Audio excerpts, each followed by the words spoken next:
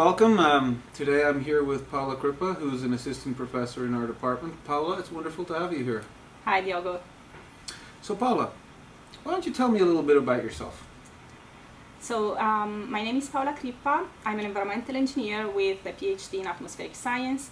I'm originally from Italy, and I've been at Notre Dame since 2017. I'm married and I have 3 children. 3 children, that's fantastic. I have to say, actually, it's wonderful whenever you bring them into the department, and we always enjoy having them here. What's your area of expertise? Like, what kind of things do you research? What are the things that fascinate you and keep you up at night? Yes, I'm interested in addressing pressing environmental challenges such as air pollution, climate change, and renewable energies. And I use numerical models to answer questions about how these pollutants are formed and transported in the atmosphere, and what's their impacts on human health and the Earth's climate.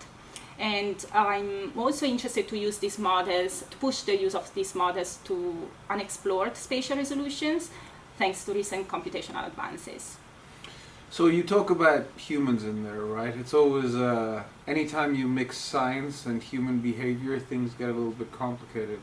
Yeah, but I imagine that's also got to be a little bit of fun, no? Yes, indeed. That brings me to why I started doing this. So when I was a postdoc in the United Kingdom, I started being interested in extreme air pollution episodes, particularly from wildfires. And I was awarded the L'Oréal UNESCO for Women in Science Fellowship to continue my investigations on that and to quantify population exposure in Indonesia because of wildfires.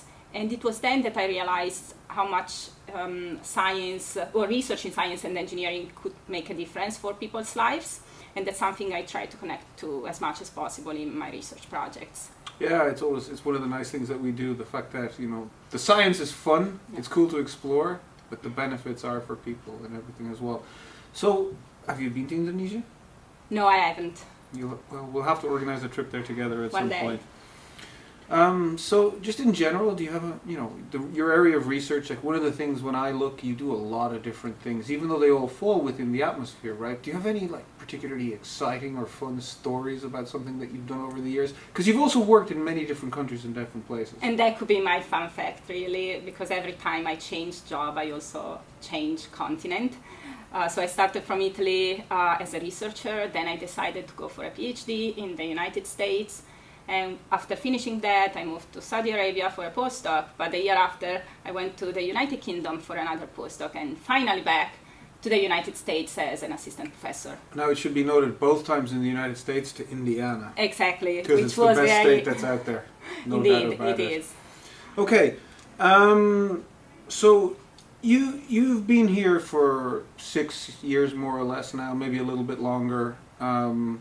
In general, what would you say your favorite thing about our department is? Yes, what I like the most about SEAS is the diverse but at the same time collaborative and supportive environment. So our department is very diverse in the research topics explored, but also in its faculties coming from all around the world. And I think this is very important to bring together a variety of ideas and perspectives that are key for scientific discovery. And but at the same time, we are able to create a very welcoming and supportive place for the faculties and for the student population, which I think is very unique to this department. Well, I think so too, and it's nice to hear that from an assistant professor. That's not usually what one hears from an assistant professor. That's great. So Paola, you've explored, you've traveled the world, grew up in Italy, you came to the PhD here, you've gone around. If you could go back in time and speak to your 22-year-old self, or indeed, one of our 22-year-old students, what piece of advice would you give them? Right, I guess there is so much need of young and motivated researchers in science and engineering, environmental engineering in particular, considering the multitude of environmental challenges our planet and society are facing. And so my advice is really to dedicate your studies to something you're passionate about, and don't worry too much about not finding a straight path to your dream job, because in my experience that's rarely the case. But I do believe that we need everyone's creativity and commitment to make the Earth a better place. Oh, I think that sounds wonderful. That's really good. So let's shift a little bit and talk a little bit about you personally. you're obviously busy. You have 3 children, all of them at an age that requires a lot of care. In general, what do you like to do for fun? I play the piano. You play the piano? Yeah. That's Since amazing. when I was 9, so. And then you like to do that to relax as well? Yes, also reading. Reading is also a big thing. Okay. And your children play instruments? One the violin and the flute, and the other ones are too little. Marco's too little still. Yeah. He doesn't. But Only 2. But I'm sure he likes to bang on things. Yes. And make sounds. Yeah, he's a musician too. You need to encourage those things, right? Yeah. No problem whatsoever. Okay. Well, you mentioned music. So what? In general, is classical music your style? Yes, Is that the thing you like? Yeah. Favorite composer? Many, but Beethoven could be one. Beethoven? Oh, he's one of my personal favorites, so I can definitely see that one. And then when you said you talk about reading, have you read any good books recently? Is there one in particular that you've read over your lifetime that stands out that you'd recommend? Well, my favorite one is Italian. It's Oceano Mare, Ocean Sea, but nobody knows it. What's it about? It's complicated. Oh, well, come on, tell us a little bit. There is also a scientist, a professor, but it's over the sea, and he wants to find the limit of the sea and other things. But and what is it that you find you like about that book? it's just the characters and many different subjects, and I know you have to read it. I guess. When did you read it? Oh, a few times, but the first time I was a college student. You were a college student, but did this you talk about the characters? Did this draw you to science and want you to keep going? I don't think so, because I was already doing engineering, but it's a mix of art, I guess, and science. Well, everything always is. The best science and engineering is artistic in nature, Yeah, anyway, indeed. right?